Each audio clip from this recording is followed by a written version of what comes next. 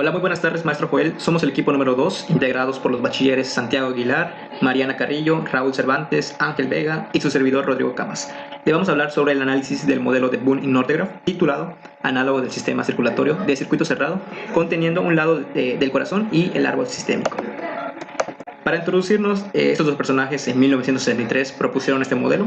Es un sistema análogo empaquetado. ¿Qué quiere decir empaquetado? Que utiliza bloques generales, y el sistema análogo hace referencia a que es un comparativo del sistema fisiológico con un sistema eléctrico, utilizando elementos como resistencias, capacitores e inductores. Inclusive igual diodos que hacen la simulación de válvulas cardíacas.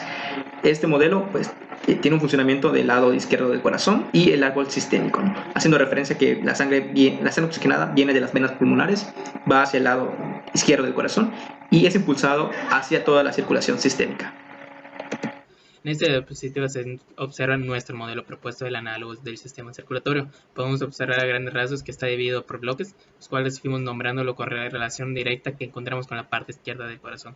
Toda esta deducción la llevamos a cabo con respecto a conocimientos previos adquiridos de la materia, conocimientos de anatomía 1, anatomía 2 y de algunas fuentes bibliográficas que hablan un poco al respecto. Al igual que se nos hizo interesante hacer unas propuestas para contemplar o mostrar de manera más específica el modelo. El circuito presentado con anterioridad fue la conclusión de deducciones, como bien mencioné anteriormente, y tomando referencia a las siguientes imágenes. Podemos observar en la imagen del lado izquierdo, que hace referencia al corazón y el sentido del flujo de la sangre que recorre sobre esta. Y del lado derecho, un poco del árbol arterial, resistencia periférica o capilaridad, y el retorno, que es el flujo venoso. En esta diapositiva empezamos a ejemplificarle cada bloque. En este caso observamos tanto las venas pulmonares como la representación del ritmo cardíaco. Las venas pulmonares las tomamos de referencia como si fueran una fuente de poder, ya que la relacionamos como la señal de entrada o la corriente que entra al circuito. En este caso, la sangre oxigenada y una resistencia variable que hace referencia a esta cantidad de sangre puede variar, según sea algunos casos, al igual que la resistencia al flujo que tienen estas venas. Y por otro lado, la sangre oxigenada que pasa por las venas pulmonares en nuestro circuito modelamos el ritmo cardíaco por medio de un generador de onda cuadrada. La importancia del generador de onda cuadrada recae en que gracias al control del sistema eléctrico del corazón podemos emitir latidos y la sangre puede ser bombeada hacia nuestros capilares sanguíneos. Recordemos que el nodo sinoauricular SA es el marcapaso natural del corazón, causante de iniciar el sistema eléctrico del corazón, por así decirlo, permitiendo la polarización y despolarización de las aurículas y ventrículos. También, de forma adyacente, el capacitor juega un papel importante en los nódulos eléctricos de las ramificaciones de este sistema eléctrico, fundamentando entonces el capacitor espera el umbral de energía mínimo para producir la contracción o bombeo del corazón. Bien, para el análisis de nuestro modelo, nosotros nos basamos en un análisis nodal siguiendo la ley de corrientes de Kirchhoff. Empezamos estableciendo el nodo B-ven, el cual está conectado a las venas pulmonares y a su vez conectado al nodo sinauricular que representa la señal de control para el ritmo cardíaco. En este caso, esas son las dos corrientes que están entrando a este nodo y la corriente que está saliendo es la correspondiente a la que circula por esta capacitancia denominada LBN, ¿no? Entonces, una vez teniendo identificadas esas, establecemos nuestra ecuación y para pasarla a términos del tiempo, únicamente pues seguimos la regla, que en este caso para la resistencia es la diferencia de potencial entre sus terminales dentro del valor de la resistencia. Para el capacitor pues sería el valor de la capacitancia multiplicado por la diferencia de potencial entre sus terminales, que va a ser dado por la diferencial en este caso de BI2 y BBN. Y para la inductancia, la salida estaría representada por esta integral y todo multiplicado por recíproco de LBM. Y después de aplicar las propiedades de Laplace, recordando que nuestras condiciones para términos del análisis son 0, nuestras condiciones iniciales, obtenemos la siguiente expresión ya equivalente en términos de la frecuencia. En esta diapositiva podemos observar tanto la aurícula como el ventrículo izquierdo. Podemos ver que ambos están conformados por capacitores, pero con una diferencia ligera. Definimos como primera instancia que la aurícula izquierda tiene la característica de ser una cavidad de compliance relativamente constante, por lo que para su representación se implementó el capacitor pico, como podemos ver aquí. A diferencia del ventrículo que definimos como en primera instancia de los ventrículos, es que se adapta a la curva de lanzancia de los sistemas de alimentación, por lo que se adapta a un comportamiento más parecido al real. La diferencia con la cavidad anterior recae que, debido a que el producto de los ventrículos es variable en el tiempo, se representó con un capacitor variable, dependiendo de la estancia. Aquí lo podemos observar. Y como último punto para determinar y de entender los bloques presentados con anterioridad, podemos ver en la diapositiva tanto la válvula aórtica como la válvula mitral, las cuales se representaron con un diodo y su respectiva resistencia, ya que para que fluya la sangre sobre estas, tienen que superar un umbral, que es perteneciente a la resistencia, y el diodo hace referencia a la unidireccionalidad a la que fluye la sangre sobre esta. La válvula mitral, como podemos observar en la imagen del corazón, da paso al flujo sanguíneo al ventrículo izquierdo, y la válvula aórtica, como su nombre lo indica, abre paso el flujo hacia la aorta. Bien, el siguiente nodo corresponde a lo que sería la aurícula izquierda. En este caso, la entrada ya la habíamos definido como la corriente circulante a través de la inductancia LV, a través de esa expresión en términos del tiempo, y las salidas corresponderían a la corriente circulante en la capacitancia C1 y en la resistencia R1. En el caso de la capacitancia C1, pues únicamente tendríamos que considerar el voltaje en el nodo de la aurícula izquierda, ya que pues el otro punto está con referencia a tierra. Y en el caso de la resistencia R1 para su corriente, pues únicamente sería dividir entre el valor de la resistencia la diferencia de potencial entre sus terminales, la cual estaría dada por el voltaje en la aurícula izquierda y el voltaje en el ventrículo izquierdo. Aplicando las propiedades correspondientes de Laplace, pues ya tendríamos la expresión equivalente en términos de la frecuencia. El siguiente nodo que analizaríamos sería el correspondiente al ventrículo izquierdo, en el cual su entrada está dada por la corriente de R1 que ya habíamos calculado en la cavidad anterior. Y en este caso recordemos que consideramos a las válvulas, es decir, los diodos de tipo ideal, por lo cual pues despreciamos su caída de voltaje y su resistencia interna, ¿ok? Entonces, una vez teniendo su entrada, la salida es de manera similar a la cavidad anterior, es decir, tenemos una salida que va hacia una capacitancia y hacia tierra, por lo cual es únicamente el producto de la capacitancia C2 por la diferencial del voltaje en el ventrículo izquierdo respecto al tiempo. Y para la otra salida de la corriente es la corriente circulante por la resistencia R2, la cual únicamente va a estar dada por la diferencia del voltaje en el nodo del ventrículo izquierdo con el voltaje de la entrada de la aorta. Aplicamos nuevamente las mismas propiedades de Laplace para obtener la ecuación equivalente en términos de la frecuencia. Bien, una vez en la aorta, nuestra sangre ya oxigenada va a recibir el impulso para ser repartida al resto de nuestro cuerpo.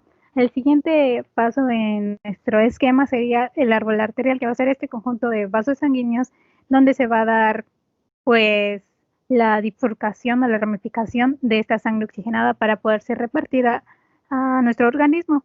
Y como sabemos, los vasos sanguíneos podemos modelarlo por medio de un circuito de resistencia, inductancia, capacitancia, donde la resistencia va a modelar a esta oposición del flujo sanguíneo. La resistencia va a ser directamente proporcional a la viscosidad de la sangre e inversamente proporcional al radio de nuestro vaso sanguíneo. No podemos ignorar que las arterias son vasos sanguíneos relativamente grandes. Esto quiere decir que su resistencia va a ser menor a aquellos vasos sanguíneos, por ejemplo, las arteriolas, que al ser más pequeños o tener su radio más pequeño van a presentar una mayor resistencia a este paso de la sangre.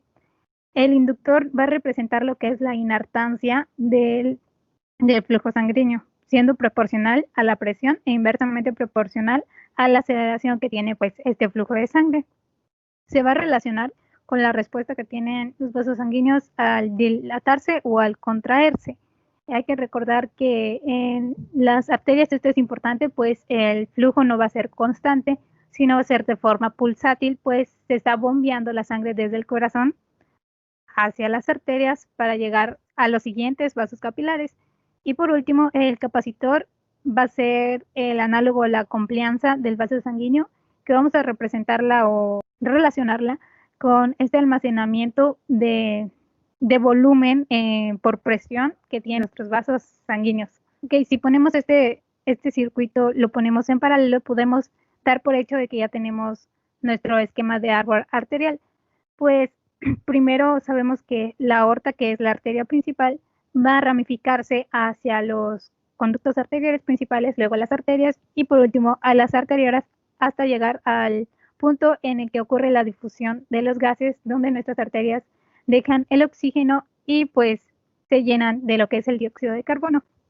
El siguiente nodo que analizaremos será el correspondiente a la entrada de la aorta, cuya entrada ya estaba definida como la corriente circulante a través de la resistencia R2 del ventrículo izquierdo, y ahora las salidas van a estar dadas por la corriente circulante a través de la resistencia R3, que va hacia el flujo venoso, el cual para fines prácticos está representado como una conexión a tierra para mantener el comportamiento esperado. Y la otra corriente de salida sería la circulante a través de la inductancia L1, el cual estaría dado por la expresión de integral de la diferencia de voltaje entre la parte de la aorta y la resistencia periférica. Aplicando nuevamente las propiedades correspondientes de Laplace, podemos tener una expresión como la de la parte de abajo en el dominio de la frecuencia. En procedencia con el flujo sanguíneo, pues es útil mencionar que al pasar por el árbol arterial, pues tiene que proseguir con su camino, ¿no? En nuestro organismo. Ahora, pues lo cual su próxima parada, pues es la capilaridad. Sabemos que la capilaridad, pues es una red de conductos huecos que uno de sus fines es permitir el intercambio gaseoso y nutrientes en los tejidos de nuestro organismo. Esta red pues tiene conductos de diferentes tamaños. La diferencia de estos tamaños pues permiten en una mayor o menor instancia el flujo sanguíneo. Esto mismo pasa con las resistencias, que si bien lo relacionamos, las resistencias son en la oposición al paso de flujo de corriente. A su representación se utilizaron resistencias variables, haciendo la relación a los capilares que permiten el flujo de sangre en mayor o menor facilidad, dependiendo de su tamaño. Será de mayor facilidad cuando el capilar pues sea más grande y de menor facilidad cuando sea más pequeño. Esta analogía pues se relaciona con lo que viene siendo la resistencia, que es al paso del flujo de corriente.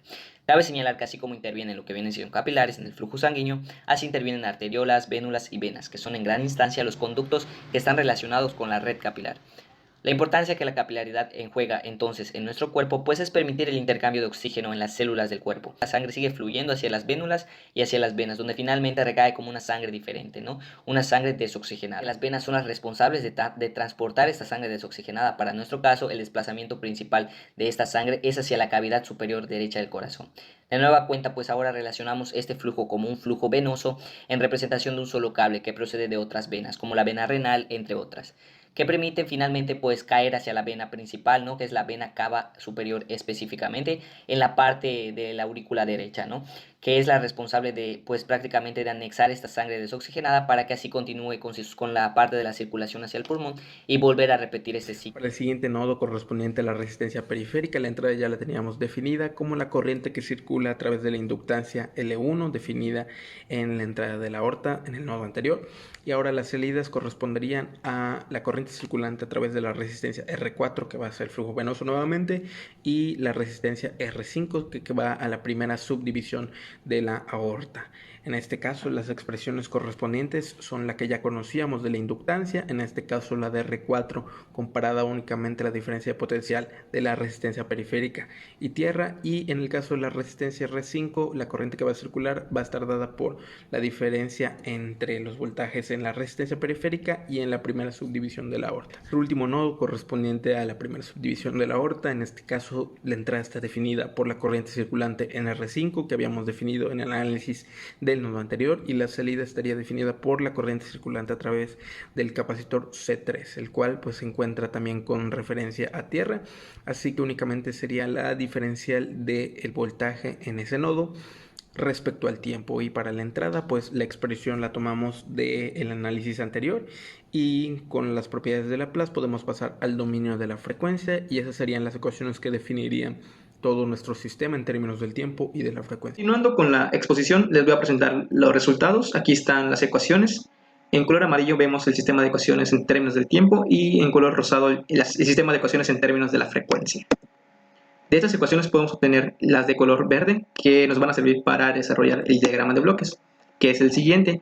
Aquí podemos ver que tenemos dos entradas. BI1 hace referencia a las venas pulmonares y BI2 al control del ritmo cardíaco. Y como salida tenemos BA1, que hace referencia a la presión de una parte de la aorta. Ahora vamos a hablar sobre la función de transferencia. Para eso utilizamos las ecuaciones que ven en la color azul. Como pueden ver, utilizamos ahora el nodo B de B, que es donde entran las dos entradas. Utilizamos este nodo para facilitar los cálculos. Y la función de transferencia va a estar en términos de BA1 sobre B de B. Utilizamos, como les decía, el software Wolfram Matemáticas 12 y lo escribimos en el workspace de esta manera. Y salida vamos a obtener entonces ahora la función simplificada de BA1 sobre B de B. Obteniendo este resultado, que como pueden ver es bastante grande. Inclusive no lo pudimos terminar de manera algebraica, por eso recurrimos a este software. Y podemos intuir aquí que la ecuación característica va a ser de grado mayor, como de grado 7 aproximadamente. Y ahora utilizamos el software de Every Circuit para mostrarles cómo sería la forma de onda de la presión de la aorta y una parte de la aorta. Si analizamos el nodo BA, pues obtenemos este resultado como una forma de onda dientes de sierra. Y si lo comparamos con un artículo que encontramos en esta liga que les dejamos abajito, pues vemos que son muy parecidas, ¿no? Y aquí hace referencia a la presión, presión arterial en la aorta. Y el de abajo la presión arterial pulmonar, que pues por el momento no nos interesa. Y también decidimos ver qué pasaba en el nodo A1, que fue nuestra salida de análisis. Y aquí podemos ver que es un poquito más curvo y decae su presión. Esto es por la caída de voltaje que hay a lo largo del fluido. Ahora, para concluir, es importante el modelado porque se nos permite trabajar con un sistema análogo para poder analizarlo, comprenderlo, deducirlo, suponer y, por qué no, también editarlo, ¿no? Inclusive nosotros nos dimos la tarea de editar ese modelo para su mejor entendimiento, ¿no? Igual recordando que este modelo fue propuesto por Boone y Nordegren y trataba específicamente del lado izquierdo del corazón y la circulación sistémica, es decir, la sangre oxigenada. Para terminar, aquí les dejamos las referencias bibliográficas que utilizamos. Agradecemos su tiempo y nos vemos hasta la próxima.